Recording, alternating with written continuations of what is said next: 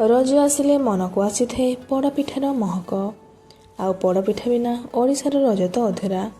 ସାଙ୍ଗମାନେ ଆଗକୁ ତ ରଜ ଆସୁଛି, ଡେରି ନକରି ଆମେ ଚାଲନ୍ତୁ ବନେଇବା ପୋଡ଼ପିଠା ରେସିପି। ପୋଡ଼ପିଠାକୁ ଆକ୍ଚୁଆଲି ଟ୍ରାଡିସନାଲ ତରିକାରେ କାଠ ଚୁଲିରେ ବନାଯାଇଥାଏ, ଯାହାଫଳରେ ତା'ର ସ୍ୱାଦ ଦୁଇଗୁଣ ହୋଇଥାଏ। କିନ୍ତୁ ଆଜିକାଲି ତାହା ପସିବଲ୍ ନୁହଁ, ସେଥିପାଇଁ ଆମେ ତାକୁ ଗ୍ୟାସ୍ ଚୁଲାରେ ବନେଇବା। ଆପଣମାନେ ଭିଡ଼ିଓଟିକୁ ସ୍କିପ୍ ନକରି ଫାଷ୍ଟରୁ ଲାଷ୍ଟ ଯାଏଁ ୱାଚ୍ କରନ୍ତୁ। ଆଉ ସବୁ ଟିପ୍ସ ଗୁଡ଼ାକ ଫଲୋ କରନ୍ତୁ, ଯାହାଫଳରେ କି ଆପଣଙ୍କ ପୋଡ଼ପିଠାଟା ପୁରା ପରଫେକ୍ଟ ତୁଳା ପରି ନରମ ବନିବ। ଆଉ ଯଦି ମୋ ଚ୍ୟାନେଲରେ ନୂଆ ଅଛନ୍ତି ତାହେଲେ ତ ମୋ ଚ୍ୟାନେଲକୁ ଲାଇକ୍, ସବସ୍କ୍ରାଇବ୍, ସେୟାର କରିଦିଅନ୍ତୁ। ଆଉ ପାଖରେ ଥିବା ବେଲ୍ ଆଇକନ୍କୁ ଦବାଇ ଦିଅନ୍ତୁ, ଯାହାଫଳରେ କି ମୋର ନୂଆ ନୂଆ ରେସିପି ଗୁଡ଼ାକର ନୋଟିଫିକେସନ୍ ଆପଣମାନଙ୍କ ପାଖରେ ସର୍ବପ୍ରଥମେ ପହଞ୍ଚି ପାରିବ। ତ ସାଙ୍ଗମାନେ ଡେରି ନକରି ଏବେ ଚାଲନ୍ତୁ ଆମେ ରେସିପିଟା ଷ୍ଟାର୍ଟ କରିବା। ପୋଡ଼ପିଠାଟି ଆମେ ଆଜି ବିରି ଚାଉଳରେ ବନାଇବା। ସେଥିପାଇଁ ଦେଖନ୍ତୁ ଏଠି ଗୋଟେ ବାଉଲ୍ ନେଇଯାଇଛି। ଏଥିରେ ମୁଁ 1 କପ୍ ବିରିକୁ ନେଇଯାଇଛି। ଏହାକୁ ଆମେ ଭଲ ଭାବରେ ରଗଡ଼ିକି ଧୋଇ ନେବା 3ରୁ 4 ଥର ପାଇଁ। ଏଠି ଦେଖନ୍ତୁ ବିରିକୁ ମୁଁ ଭଲ ଭାବରେ ଧୋଇ ନେଇଛି। ଏବେ ଆମେ ଏଥିରେ ପାଣି ଦେଇଦେବା ଆଉ ବିରିକୁ ବତୁରିବା ପାଇଁ 5ରୁ 6 ଘଣ୍ଟା ପର୍ଯ୍ୟନ୍ତ ଛାଡ଼ିଦେବା। ଏଠି ଆମେ ସବୁ ଜିନିଷ ମେଜରମେଣ୍ଟ କରିକି ନେବା। ଏଠି ତ ଆମେ ବିରିକୁ ବତୁରେଇ ନେଲେ। ଏବେ ଚାଲନ୍ତୁ ଆମେ ଗୋଟେ ବାଉଲ୍ ନେଇଯିବା। ଆମେ ଯେଉଁ କପ୍ରେ ବିରିକୁ ନେଇଥିଲେ ସେହି କପ୍ରେ 2 କପ୍ ଚାଉଳକୁ ନେବା, ମାନେ ଅରୁଆ ଚାଉଳ। ଏହାକୁ ମଧ୍ୟ ଆମେ ଭଲ ଭାବରେ ଧୋଇ ନେବା ଆଉ ପାଣି ଦେଇକି ଏହାକୁ ମଧ୍ୟ ବତୁରିବା ପାଇଁ 5ରୁ 6 ଘଣ୍ଟା ପର୍ଯ୍ୟନ୍ତ ଛାଡ଼ି ନେବା। ବିରି ଚାଉଳକୁ ବତୁରିବାର ଏଠି 5ରୁ 6 ଘଣ୍ଟା ହୋଇଗଲାଣି। ଏବେ ଦେଖନ୍ତୁ ଚାଉଳ ଏବଂ ବିରିଟି ପରଫେକ୍ଟଲି ବତୁରି ଯାଇଛି। ଏବେ ଆମେ ଗୋଟେ ମିକ୍ସି ଜାର୍ ନେଇଯିବା ଆଉ ଏଥିରେ ଆମେ ପ୍ରଥମେ ବିରିକୁ ବାଟି ନେବା। ବିରିକୁ ପୁରା ସ୍ମୁଥ୍ କରିକି ବାଟି ନେବା, ବେଶୀ ପାଣି ଦେଇ ପତଳା କରିବାନି, ଅଳ୍ପ ଟିକେ ପାଣି ଦେଇ ଏହାକୁ ଆମେ ଟିକେ ଟାଣ କରିକି ବାଟିବା। ଏଠି ଦେଖନ୍ତୁ ବିରି ବଟା ଆମର ପରଫେକ୍ଟଲି ରେଡ଼ି ହୋଇଯାଇଛି, ପୁରା ସ୍ମୁଥ୍ ହେଇକି ବାଟି ଯାଇଛି। ଏବେ ଆମେ ଗୋଟେ ବଡ଼ ସାଇଜ୍ର ଯେକୌଣସି ପାତ୍ର ନେଇଯିବା ଆଉ ସେଥିରେ ବିରିକୁ ଟ୍ରାନ୍ସଫର୍ କରିନେବା। ଆଉ ବିରିକୁ ଆମେ ଗୋଟେ ଡିରେକ୍ସନରେ ଭଲ ଭାବରେ ଫେଣ୍ଟି ନେବା, ଯାହାଫଳରେ କି ବିରିଟା ଟିକେ ହାଲକା ହେଇଯିବ ଆଉ ଭଲ ଭାବରେ ଫର୍ମେଟ୍ ହେବା ପାଇଁ ସୁବିଧା ହେବ। ଏବେ ଚାଲନ୍ତୁ ଆମେ ସେଇ ଜାର୍ରେ ଚାଉଳକୁ ମଧ୍ୟ ବାଟି ନେବା। ଚାଉଳକୁ ବେଶୀ ସ୍ମୁଥ୍ କରିବା କିଛି ଦରକାର ନାହିଁ, ଚାଉଳ ଟିକେ ଖଦଡ଼ା ରହିଲେ ମଧ୍ୟ ଚଳିବ। ଏବେ ଚାଉଳରେ ମଧ୍ୟ ଆମେ ଅଳ୍ପ ଟିକେ ପାଣି ଦେଇ ଏହାକୁ ମଧ୍ୟ ଟାଣ କରିକି ବାଟି ନେବା। ବିରି ବଟା ସହିତ ଏବେ ଆମେ ଚାଉଳ ରାଣକୁ ଦେଇଦେବା ଆଉ ଏହାକୁ ଭଲ ଭାବରେ 2ରୁ 3 ମିନିଟ୍ ପାଇଁ ଫେଣ୍ଟି ନେବା, ଯାହାଫଳରେ କି ଭଲ ଭାବରେ ଫର୍ମେଟ୍ ହେଇଯିବ। ଦେଖନ୍ତୁ ଏବେ ଭଲ ଭାବରେ ଫେଣ୍ଟି ନେଇଛି। ଏବେ ଆମେ ଯେଉଁ ସାଇଡ଼୍ ଗୁଡ଼ାକ ଲାଗିଛି ତାକୁ ଭଲ ଭାବରେ ଧୋଇ ନେବା। ଏହାକୁ କଭର୍ କରି 5ରୁ 6 ଘଣ୍ଟା ପର୍ଯ୍ୟନ୍ତ ଫର୍ମେଟ୍ ହେବା ପାଇଁ ଛାଡ଼ି ନେବା।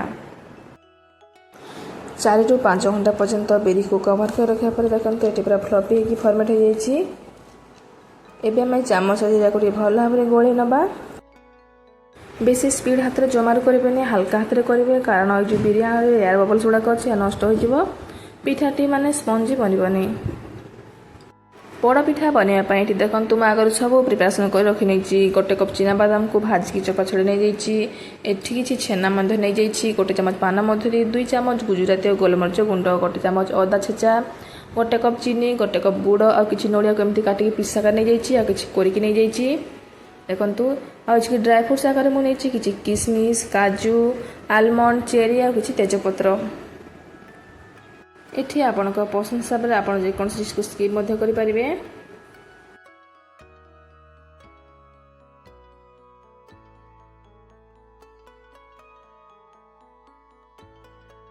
ଆମେ ଯେହେତୁ ଆଜି ପୁର ଦିଆ ପୋଡ଼ପିଠା ବନେଇବା, ସେଥିପାଇଁ ପ୍ରଥମେ ଚାଲନ୍ତୁ ଆମେ ପୁରକୁ ବନେଇ ନେବା। ସେଥିପାଇଁ ଗ୍ୟାସ୍ ଅନ୍ କରି ଦେଖନ୍ତୁ ଏଠି ମୁଁ ଗୋଟେ କଡ଼େଇ ବସାଇ ନେଇଛି। କଡ଼େଇ ହାଲକା ଗରମ ହୋଇଗଲା ପରେ ଆମେ ଯେଉଁ ନଡ଼ିଆକୁ କୋରି ରଖିଥିଲେ ତାକୁ ଦେଇଦେବା। ତାପରେ ଏବେ ଆମେ ଗୁଡ଼କୁ ଦେଇଦେବା ଆଉ ଏହାକୁ ଆମେ ଭଲ ଭାବରେ ଗ୍ୟାସ୍ ଫ୍ଲେମ୍କୁ ଲୋରେ ରଖି ଭାଜିବା ଯେପର୍ଯ୍ୟନ୍ତ ଗୁଡ଼ ଟିକେ ମେଲ୍ଟ ନ ହୋଇଯାଇଛି। ଏଠି ଦେଖନ୍ତୁ ଗୁଡ଼ ଭଲ ଭାବରେ ମେଲ୍ଟ ହୋଇଗଲାଣି, ନଡ଼ିଆ କୋରା ସହିତ ଭଲ ଭାବରେ ମିଶିଯାଇଛି। ଏବେ ଆମେ ବାକି ସବୁ ଜିନିଷ ଗୁଡ଼ାକ ଆଡ଼୍ କରିଦେବା, ମାନେ କାଜୁ, କିସମିସ୍, ଡ୍ରାଏ ଫ୍ରୁଟ୍ସ ଗୁଡ଼ାକ। ଏଠି ଆପଣଙ୍କ ପସନ୍ଦ ହିସାବରେ ଯେକୌଣସି ଡ୍ରାଏ ଫ୍ରୁଟ୍ସକୁ ସ୍କିପ୍ ମଧ୍ୟ କରିପାରିବେ। ଆଉ ଏଠି ଛେନା ମଧ୍ୟ ଟୋଟାଲ୍ ଅପସନାଲ୍ ଅଛି, ଆପଣ ଚାହିଁଲେ ଏହାକୁ ମଧ୍ୟ ସ୍କିପ୍ କରିପାରିବେ। ଆଉ ଏଠି ମୁଁ ଯେଉଁ ପୁରରେ ପକାଉଛି ଡ୍ରାଏ ଫ୍ରୁଟ୍ସ ଗୁଡ଼ାକ, ଆପଣ ଚାହିଁଲେ ଏହାକୁ ଡାଇରେକ୍ଟ ବେଟରରେ ମଧ୍ୟ ପକାଇ ପାରିବେ।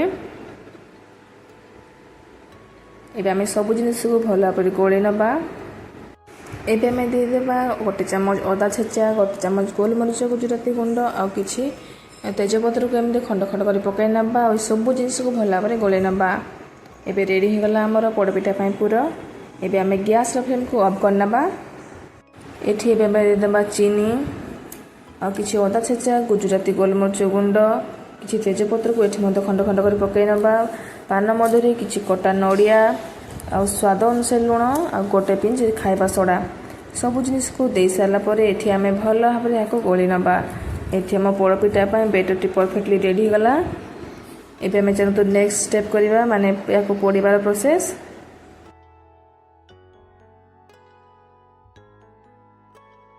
ପୋଡ଼ପିଠାକୁ ପୋଡ଼ିବା ପାଇଁ ଆମେ ଯେକୌଣସି ଗୋଟେ ମୋଟା ସାଇଜ୍ର କଢ଼େଇ ନେଇଯିବା। ଏଠି ଦେଖନ୍ତୁ ମୋ ପାଖରେ ଗୋଟେ ପୁରୁଣା କଢ଼େଇ ଥିଲା, ମୋଟା ସାଇଜ୍ର ପୁରା ଅଛି। ଏଥିରେ ଏବେ ଆମେ ଟିକେ ତେଲ ଦେଇ ଏହାକୁ ଭଲ ଭାବରେ ଗ୍ରୀସ୍ କରିନେବା।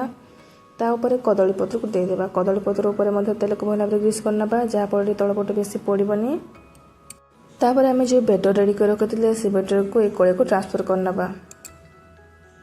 ଏକାଥରକେ ସବୁ ଦେବାନି, ଆମେ ଅଳ୍ପ ଟିକେ ଦେଇ ତାପରେ ଯେଉଁ ପୁର ରେଡ଼ି କରିଥିଲେ ପୁରକୁ ଗୋଟେ ଲେୟର ଦେଇଦେବା।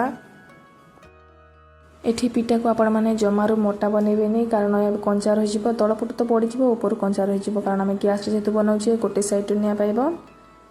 ଆଗକାଳରେ ଯେହେତୁ ଚୁଲିରେ ବନାଉଥିଲେ, କାଠ ଚୁଲିରେ ଉପର ପଟେ ମଧ୍ୟ ନିଆଁ ଅଙ୍ଗାର ଗୁଡ଼ାକ ଦେଇଦେଉଥିଲେ, ତ ସାଙ୍ଗେ ସାଙ୍ଗେ ପୋଡ଼ିଯାଉଥିଲା, ମାନେ ଭଲ ଭାବରେ ଦୁଇ ସାଇଡ଼୍ରୁ ପୋଡ଼ିଯାଉଥିଲା। ଏଠି ଦେଖନ୍ତୁ ଗୋଟେ ଲେୟର ଏଠି ମୁଁ ପୁର ଦେଇଦେଇଛି। ଏହା ଉପରେ ମଧ୍ୟ ଆମେ ପୁଣି ଥରେ ବେଟରକୁ ଦେଇଦେବା। ଭଲ ଭାବରେ ବେଟରକୁ ଦେବା, ଯେପରିକି ପୁର ଗୁଡ଼ାକ ଉପରକୁ ଦିଶିବନି। ଦେଖନ୍ତୁ ଏଠି ମୁଁ କଢ଼େଇକୁ ସବୁ ବେଟର ଗୁଡ଼ାକ ଟ୍ରାନ୍ସଫର୍ କରିନେଇଛି। ଏବେ ଚାଲନ୍ତୁ ଉପର ଲେୟରକୁ ଆମେ ଭଲ ଭାବରେ ଡେକୋରେଟ୍ କରିନେବା। ଏଠି ଆପଣ ଆପଣଙ୍କ ପସନ୍ଦ ହିସାବରେ ଡେକୋରେଟ୍ କରିପାରିବେ। ଏଠି ମୁଁ ଦେଖନ୍ତୁ ସେଣ୍ଟରରେ କିଛି ଚେରି ଦେଇଦେଉଛି ଆଉ ତା ରାଉଣ୍ଡ ସେପ୍ରେ କିଛି ପୁର ବୋଳିଥିଲା ତାକୁ ମଧ୍ୟ ଦେଇଦେଉଛି।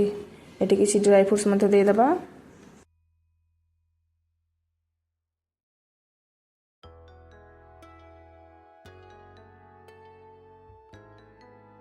ଦେଖନ୍ତୁ ଏଠି ମୁଁ ପିଠାଟିକୁ ଭଲ ଭାବରେ ଡେକୋରେଟ୍ କରିନେଇଛି। କେତେ କଲରଫୁଲ୍ ଦେଖାଯାଉଛି, ପୁରା ୟମ୍ମି ଦେଖାଯାଉଛି। ଏବେ ଚାଲନ୍ତୁ ଏହାକୁ ଆମେ ପୋଡ଼ିବା। ସେଥିପାଇଁ ଗ୍ୟାସ୍ ଅନ୍ କରି ଗ୍ୟାସ୍ର ଫ୍ଲେମ୍କୁ ଲୋରେ ରଖି କଢ଼େଇକୁ ଗ୍ୟାସ୍ ଉପରେ ବସାଇଦେବା। 45 ମିନିଟ୍ରୁ ଘଣ୍ଟେ ପର୍ଯ୍ୟନ୍ତ ଏହାକୁ ପୋଡ଼ିବା ପାଇଁ ଛାଡ଼ିଦେବା କଭର୍ କରିକି।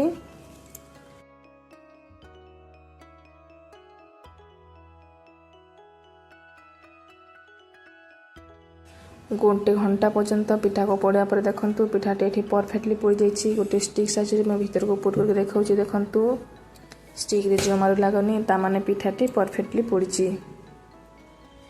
ଏଠି ଚାଲନ୍ତୁ ପିଠାକୁ ଆମେ ଗୋଟେ ପ୍ଲେଟ୍କୁ କାଢ଼ି ନେବା।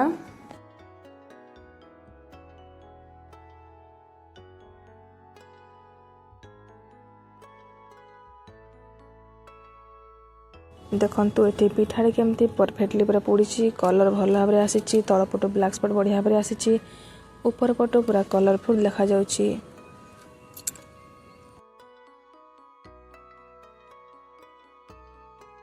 ଏବେ ଚାଲନ୍ତୁ ଏହାକୁ ନିଜ ପସନ୍ଦର ସେପ୍ ଦେଇ କଟ୍ କରିବା। ଦେଖନ୍ତୁ ପୁର ଗୁଡ଼ାକ କେମିତି ଭିତରେ ଲେୟରିଂ ହେଇକି ପୁରା ଅଛି।